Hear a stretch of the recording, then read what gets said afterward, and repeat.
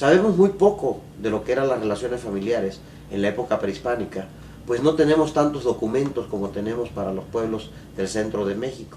En el caso de los mayas, fuera del trabajo de Diego de Landa de Yucatán y algunos trabajos de Guatemala, algunos frailes que hicieron en Guatemala, conocemos muy poco sobre cómo era la estructura familiar.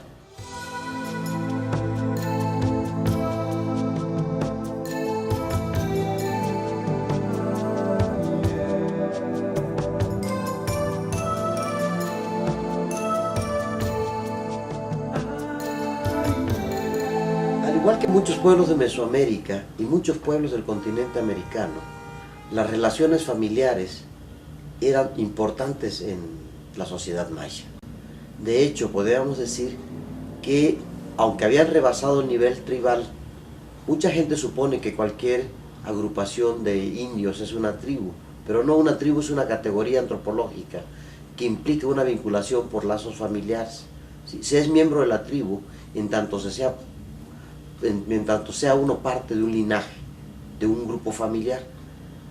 Pero los mayas habían superado el nivel tribal, ya estaban en el nivel estatal. Sin embargo, el vínculo familiar era sumamente importante para pertenecer al grupo. Sabemos que la familia maya en tiempos prehispánicos era una familia extensa, era una familia que compartía varios miembros con una residencia patrilocal. Por lo general, las mujeres se iban a vivir a la casa de los papás del novio, creando con esto una forma de distribución en el grupo doméstico muy peculiar.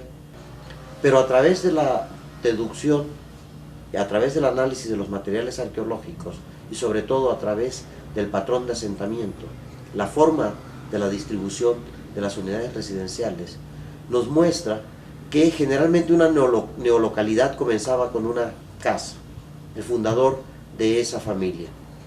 Si tenía 3 hijas, por decir algo, no había problema, porque las hijas, cuando se casaran, se iban a ir a vivir a la casa del novio. Pero si tenía 3 hijos varones, la cosa era muy distinta. Dado que la residencia era patrilocal, cuando se casaba el mayor, traía mujer, y esta mujer no podía vivir con los hermanos del marido, y se tenía que construir una casa, creando, por decir, alguna especie de ángulo en este momento, una escuadra, 2 casas, en torno a un patio central. Se casaba el segundo y traía mujer, y tenían que construir también una casa para él y su mujer. Y de esta manera, conforme iba creciendo el grupo doméstico, en torno al patio o a esta plaza central se iban distribuyendo las habitaciones. De tal manera que cuando tenemos conglomerados de 4 o 5 estructuras habitacionales en torno a un patio central, nos habla de una familia extensa, pero también de gran antigüedad en la ocupación, y que la suerte los llevó a tener muchos hijos varones, porque si se hubiese dado el caso de tener hijas, estas mujeres tendrían que haberse ido a vivir a la casa de los esposos. Los pueblos contemporáneos, los pueblos mayas contemporáneos, guardan todavía reminiscencias del periodo prehispánico. Sabemos que en la época de la colonia se cambiaron muchas cosas. Por ejemplo, esta unidad doméstica extensa, este grupo familiar extenso, se suprimió porque la economía colonial se basaba en la encomienda y cada cabeza de familia tenía que pagar tributo.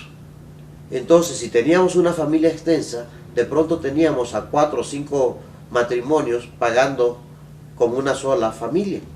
Entonces a la corona no le convenía esto y se disolvieron estos vínculos de familias extensas, quedando cada uno como un tributario y creando de esta manera la forma tradicional que nosotros vemos respecto a concebir a la familia como una familia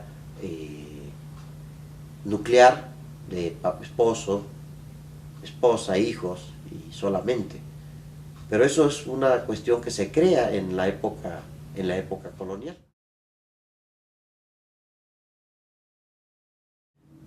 Conocemos también a través de las inscripciones jeroglíficas glifos relacionadores para hablarnos de matrimonio, que sabemos cuando nos hablan de matrimonio, y también nos mencionan algunos chismes y enredos matrimoniales, sobre todo en problemas de sucesión que quedan registrados. No sabemos qué pasaba con la clase campesina, pero por las evidencias arqueológicas que tenemos, ¿sí?, por lo que es el análisis de las unidades domésticas, sabemos que eran monógamos, que era una sola esposa la que tenían.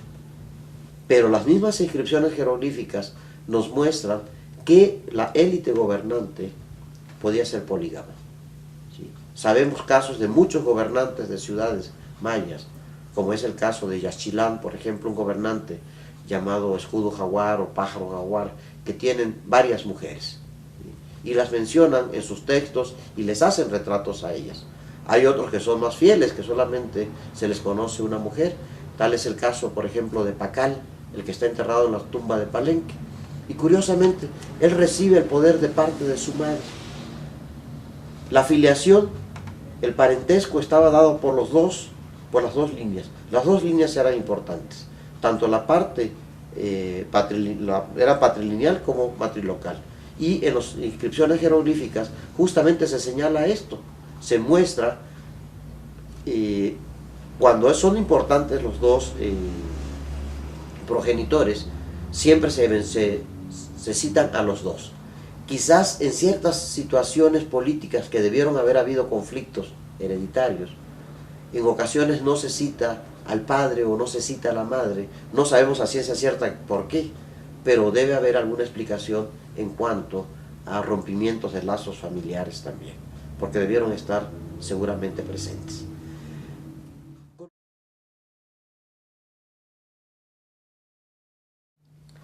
Los lazos afectivos se construían día a día en el seno familiar.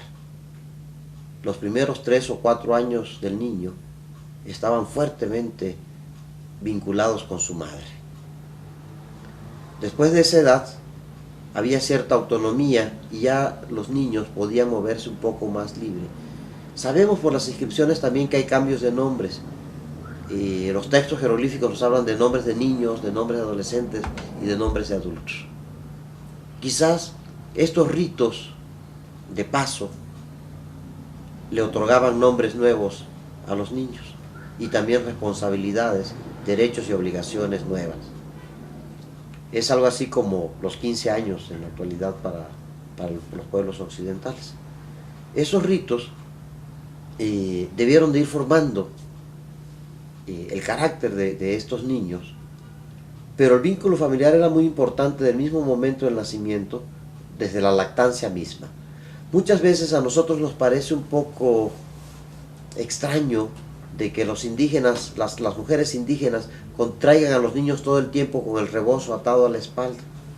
Y nos pareciera como que no están pendientes de los niños.